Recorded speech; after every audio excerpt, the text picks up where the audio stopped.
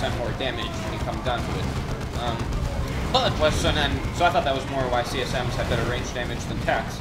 But ooh, mark target. Oh, is that tax god gonna go down? No, it's not. Those, I mean, yeah, that assault squad just melted to the Techmarine. Anyway, and anyway, so I was talking about is tactical sergeants actually do more damage according to the codex, do more range damage than the models themselves. So I found that interesting, considering they only have a bolter pistol. But yeah, they do like 17 DPS versus like 14, I think. But anyway, also again, I don't know if this is true. I guess it makes sense, but shotguns do less damage than the bolter does for a scout. 14 versus like 16.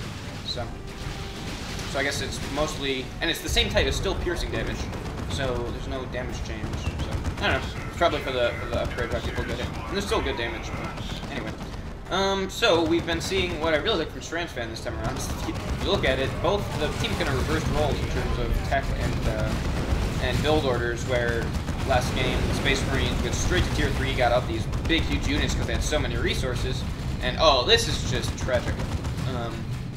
There's no way this thing's gonna survive, right? Oh, smoke screen keeps it alive a little bit longer, and Veil of Time in. Yep, one more shot. No more shots.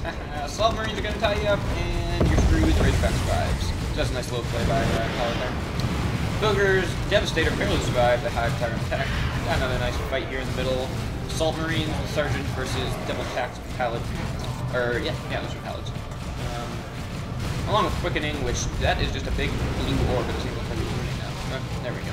So yeah, the Librarian is being used to great effect. It does only have Veil of Time upgraded, so it's kind of low health, but anyway, so yeah, even like I said, I talked about this last game, but if you didn't watch it, then just 2 Termagants with Toxin Sacks and Snap support are brutal. I mean, you just saw those tactical Marines melt. How did those ASMs go down? Dang it, I'm sorry, I'm missing all this thing.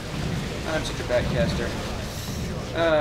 Anyway, so yeah, Spirit's ASMs went down at some point. Still has his tactical Marines though, and his Apothecary. They have been whittling down on Blue Team's VPs this whole time as well, even though engagements have been pretty even. VPs, this top VP has been mostly kept by Schranz fan actually, in terms of his Tyranids. Some nice melee synapse with harm guns there. What else is happening? Middle again. Nice little Tyranid blob along with the Hive Tyrant. And we have call down from, looks like that was definitely, yep, Spirit. Terminator, so quick tier 3, that's what I was saying, is that Schranz fan was tier 3 before anyone got out of Lictor for harassment and capping, which is great, so that, the Space Marines couldn't reach critical mass in this game. And Spirit also went for a quicker tier 3, and now has his Terminators out that much earlier. So both Blue Team are going tier 3 now, with Pallid being a little bit ahead, but Schranz fan has not lost a single unit, as opposed to last game, where he lost a lot of squads. He's yet to lose anything. And Spirit has Terminators with Librarian support and Apothecary support, so that's of course nice and scary in and of itself. However, Pallid does still have his Razorback and the double plasma attacks, along with the plasma gun that can be overcharged by the Techmarine, along with the Signum armor, which means, why did he target those? That's interesting. I would have gone for the Terminators with the mark target, because I think he was just trying to get the kill on those tacks, which would have been good, but all the same.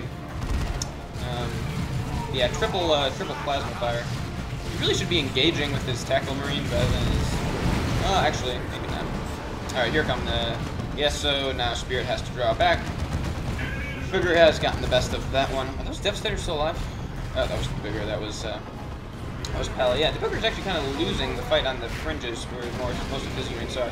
We don't see that same... This is so key. The reasons that the game is going as it is, in which case now definitely in Red Team's favor, is due to the lack of teamwork that they had that made them so unstoppable in the first game. The Russians did. Like I said about getting to that critical mass, and Red Team adapted, which I absolutely love. They changed up their faction, but most of all they changed up the way they played. They went for a quick tier 3, went for a harassment. I mean, Schranz fan is floating like freaking crazy, and is already tier 3, so he can just spend whatever's up. Yep, here comes a Carnifex. Spirit a little bit low on resources, but Blue Team definitely behind in terms of units. Because as great as this cute little Techmarine, Tactical Marine Plasma combo is, you can't do too much when you have a massive Tyrant force with double Synapse support. Not that it stacks, but you have a Lictor sneaking around just causing trouble. And these Devastators are going to go down. I don't know if I necessarily agreed with the Devastator choice there, but it is what it is. Nice Merciless Strike there, knocks down the Lictor. It's going to force him to retreat. Might die. May or may not. Going to get melee. Doesn't matter. Sounded like something just blew up.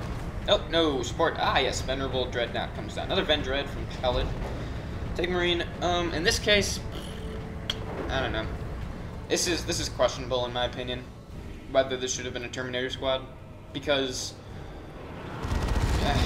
it's similar to last game where, except reverse, red team has had no harassment on their side of the map.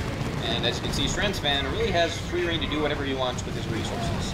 So all of the units in Tier 3 that effectively make a Venerable Dreadnought moot or useless are beginning to come out. We have Thornback Carnifex, we're going to have a Predator with a Laser Cannon. We have all of these very, very good units that, and vehicles tend to, just by the fact of being vehicles and being slower, are easier to kill than Terminators. And of course, they can't cap either, so I don't know, I mean, especially with the Signal armor, like Assault Cannon plus Marked Target just melts things, like I said. And we have a nice sync kill on the Techmarine, who stands right in front of the Carnifex, shooting his toy plasma gun. So he's dead. Librarian is still alive. This is so key, as this Librarian has been used to such good effect by Spirit. We do have a Predator with not plasma, or not laser cannon. And here comes a nice Tyranniform. Pallet sees it coming and pulls out, as it should. Now we're gonna have a nice Synapse aura sitting around here, even if there are any warriors, or if there's no Hive driving around. So that area will now have building Synapse, which is great too. Another Devastator with Las Cannon this time. Oh no, we're going to Vengeance rounds. Interesting. Huh? I don't know. It'll, be damn effective against all the Tyranids, but and Vengeance rounds, of course, allows it to still be used as suppression. Oh, he already has a laser cannon. All right, that's fine. I don't think you ever really need to. Whoa! That was not. Why is he not pulling? Okay.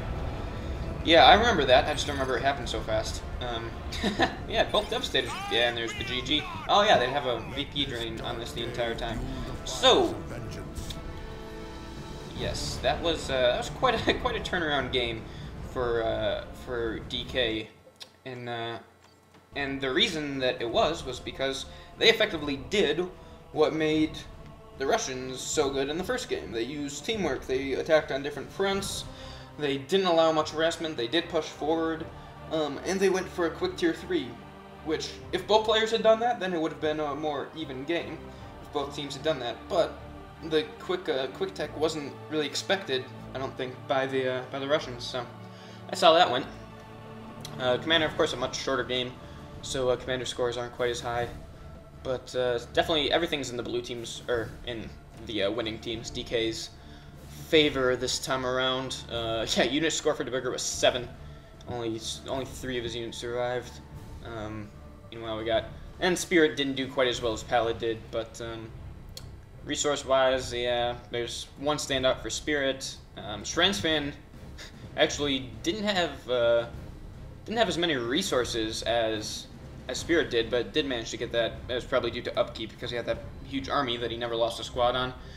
And then points is whatever. But yeah, so those are 2 ESL games. I've been looking, and I actually can't find the third one. So I don't know, or if it's just doing best of 2, where, no, I think that was the previous ESL, or maybe this is just a best of 2, and then they get reseeded and play the next round. But anyway, if I can find the third game, I'll cast it for you guys. I know Donvor Live has been doing a great job with that, but yeah, here's one more voice you can hear that isn't Bluefoot or Kami, as awesome as those 2 are. An American accent rather than the German/British accents, which are far, far easier to listen to. Anyway, I'm rambling now. 90% of you have stopped watching, but for those who stayed, thank you. I hope you enjoyed this cast, and yeah, I'll probably put up put up a few more before night's end, so look out for those. Good night.